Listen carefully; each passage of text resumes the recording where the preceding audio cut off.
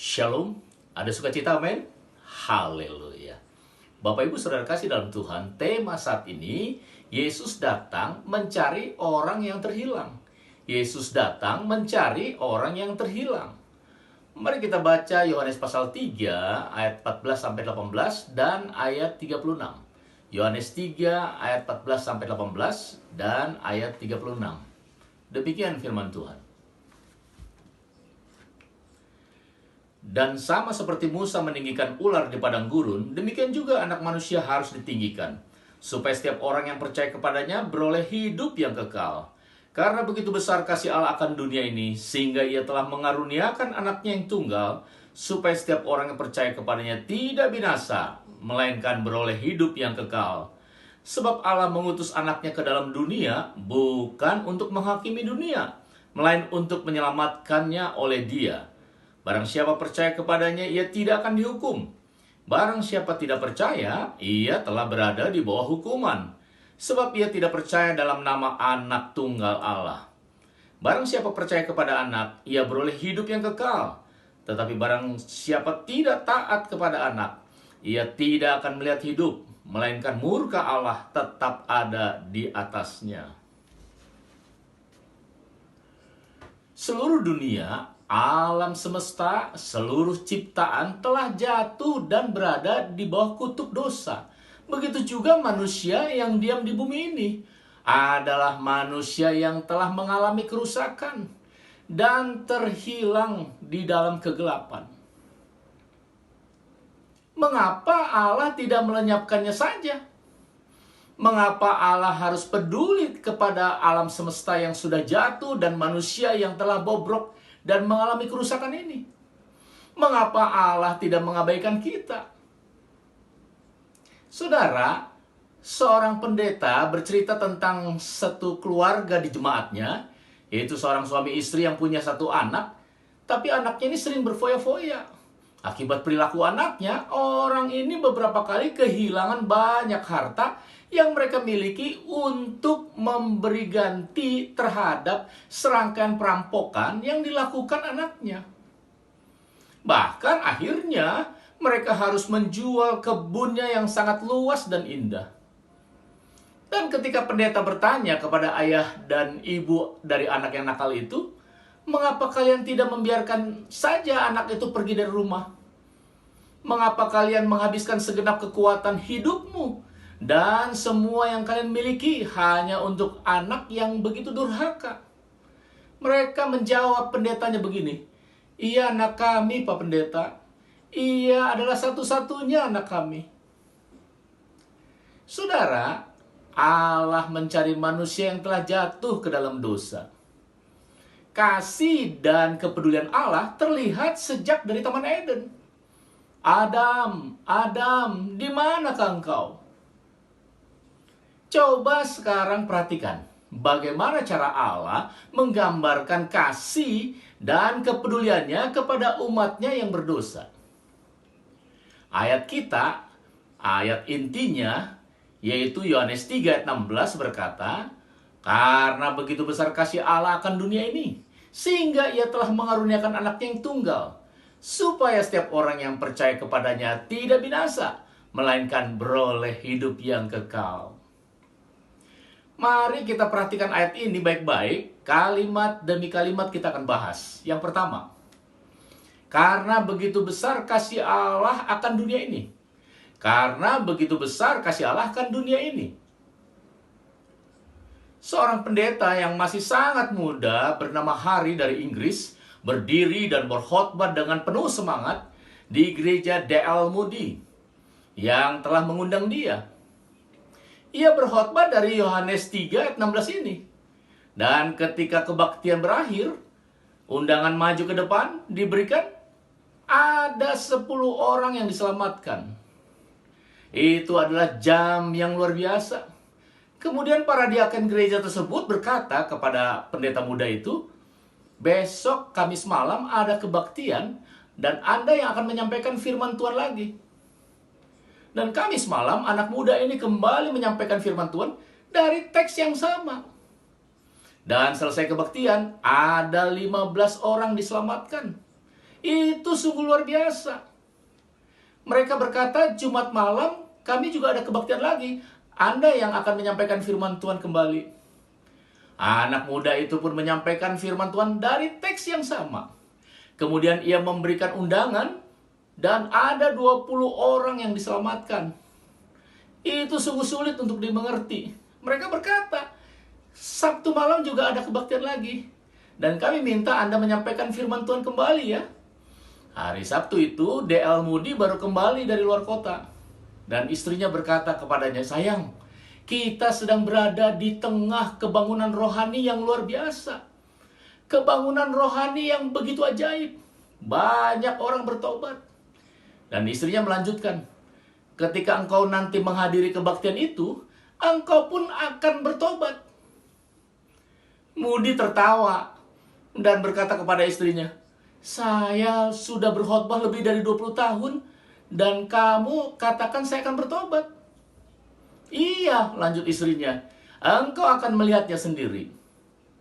Dan ketika Moody datang pada Sabtu malam itu, D.L. Moody duduk paling depan. Ia duduk dengan sikap meremehkan pendeta yang masih sangat muda itu. Namun ketika itu menyampaikan khotbahnya, ada 30 orang yang bertobat. Itu sungguh sulit untuk dijelaskan.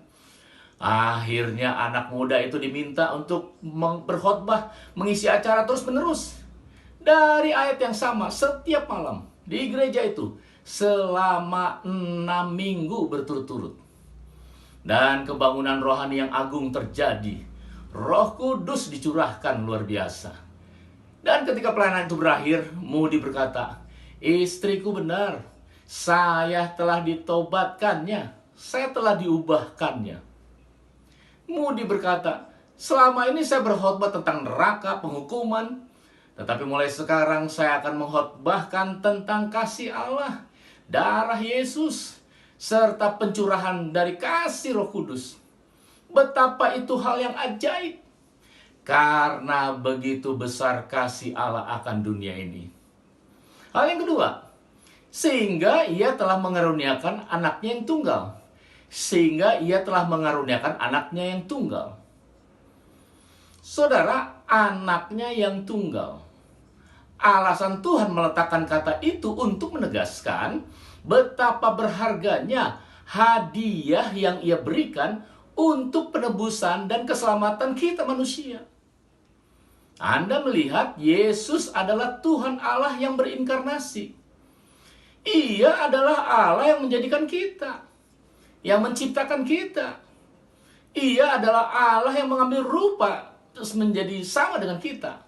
Dan ia menanggung air mata kita. Ia menderita oleh karena pelanggaran kita. Ia mati dengan cara yang paling kejam. Ia mati demi menggantikan kematian kita. Ia telah melakukan semua itu. Ia telah menyerahkan dirinya sendiri untuk penebusan kita, agar kita diselamatkan. Oh, haleluya. Allah tidak pernah mengorbankan planet, atau alam semesta, atau bintang, ataupun lautan, dan gunung-gunung yang menjulang, serta kekayaan alam semesta ini. Tidak pernah. Namun ia mengorbankan dirinya sendiri. Haleluya. Hal yang ketiga, supaya setiap orang yang percaya kepadanya,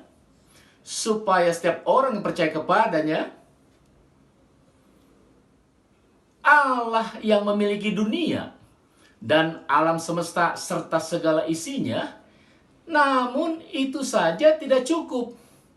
Ia tidak hanya memiliki manusia yang ia kasihi dan dunia yang ia ciptakan, ia menyerahkan dirinya sendiri, anaknya, Allah yang berinkarnasi. Mengapa? Supaya setiap orang yang percaya kepadanya tidak binasa, melainkan beroleh hidup yang kekal. Wow, luar biasa Allahku ini. Tidak heran bila Paulus berkata bahwa itu melampaui pemikiran kita. Itu melampaui pengetahuan kita.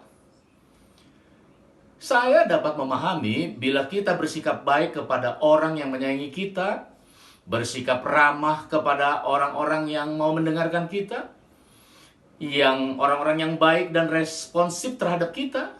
Tapi ketika Allah berkata, supaya setiap orang.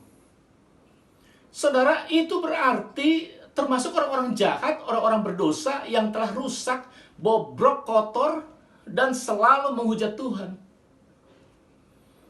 Bagaimana Allah dapat melakukan itu? Itu sungguh ajaib. Itulah apa yang Paulus katakan, yang melampaui pengetahuan. Bagaimana Anda menjelaskan kasih Tuhan yang mencari setiap manusia yang telah rusak? Bahkan sama seperti orang-orang yang sakit kusta yang dijauhi oleh semua manusia. Tapi firman Tuhan ini sangat jelas. Supaya setiap orang. Ya benar. Setiap orang. Itu adalah semua orang yang terhilang. Manusia yang telah rusak. Dan itu termasuk saudara dan saya. Supaya setiap orang yang percaya kepadanya. Sungguh ini menunjukkan cara yang sederhana dan gampang. Yesus memberikan ilustrasi tentang ini ketika ia berkata, sama seperti Musa meninggikan ular di padang gurun, demikian juga anak manusia harus ditinggikan supaya setiap orang yang percaya kepadanya beroleh hidup yang kekal. Haleluya. Hal yang keempat, yang terakhir, tidak binasa, melainkan beroleh hidup yang kekal. Tidak binasa, melainkan beroleh hidup yang kekal. Cara keselamatan dan penebusan kita sungguh sangat sederhana, yaitu dengan menerima dan percaya kepada Yesus. Betapa jelas dan sederhana cara untuk kita diselamatkan, yaitu dengan membuka hati kita untuk menerima kasih dan rahmat Tuhan. Dan Tuhan memberikan ilustrasi ini, saya dapat dengan mudah membayangkan, sangat gampang. Di perkemahan zaman Musa, di padang gurun itu, banyak ular berbisa. Mereka ada di mana-mana. Itu adalah penghukuman dari Tuhan. Kematian terjadi di mana-mana. Dengan mudah saya dapat membayangkan seseorang yang digigit oleh reptil yang sangat berbisa itu. Kemudian ia membengkak dan kejang-kejang dan sekarat. Dan kemudian seseorang datang kepada dia, lalu berkata, "Oh, jangan khawatir, di tengah-tengah perkemahan Musa didirikan ular tembaga. Ayo saudaraku, jika kamu memandang ular tembaga itu, maka kamu akan sembuh dan kamu akan hidup." Hanya dengan memandang. Hanya dengan memandang. Ya, ada kehidupan ketika engkau memandang Yesus yang disalibkan. Ada kehidupan pada saat itu juga bagi engkau orang berdosa. Jadi saudara, pandanglah Yesus. Pandanglah dia dan temukan keselamatan di dalam dia. Yesus yang disalibkan. Hanya dengan memandang, ada kehidupan bagi yang memandang Yesus yang tersalibkan. Siapa saja yang memandang, percaya, maka engkau tidak akan binasa, melainkan beroleh hidup yang kekal. Haleluya. Betapa ini adalah suatu hal yang sungguh luar biasa. Kata binasa itu berasal dari kata Gehenna. Tempat yang mana cacingnya tidak akan mati dan apinya tidak pernah padam. Itu berarti kegelapan. Itu berarti penghukuman dan neraka kekal. Saudaraku, Allah sangat mengasihi kita.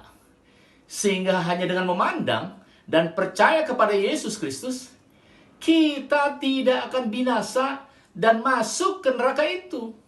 Wow, luar biasa. Praise the Lord Jesus. Puji Tuhan. Kita sungguh orang-orang diberkati. Amin. Tuhan Yesus memberkati kita. Mari kita berdoa. Bapa di surga, terima kasih karena firman Tuhan sudah Hamba sampaikan. Dan kami percaya Roh Kudus akan menjelaskan lebih jauh lagi ke dalam hati kami, sehingga kami akan mengerti dengan jelas kebenaran firman-Mu. Terima kasih buat firman Tuhan saat ini. Yohanes 3:16, Karena begitu besar kasih Allah akan dunia ini, maka Ia telah mengaruniakan anak yang tunggal, supaya setiap orang yang percaya kepadanya tidak binasa, melainkan beroleh hidup yang kekal. Oh, terima kasih Tuhan Yesus. Kami adalah orang-orang yang sungguh diberkati. Terima kasih Bapak, Engkau sudah memberkati kami, memberkati jemaat-Mu, memberkati setiap yang mendengarkan firman Tuhan ini dalam nama Yesus Kristus. Dan kembali kami menyerahkan kehidupan kami seminggu ke depan, kehidupan kami selanjutnya.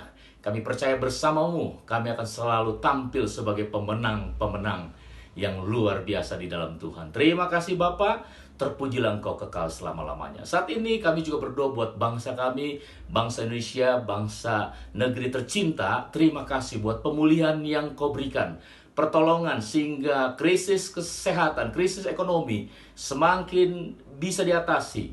Dan kami percaya COVID-19 pun akan segera lenyap dari bumi tercinta Indonesia dalam nama Yesus.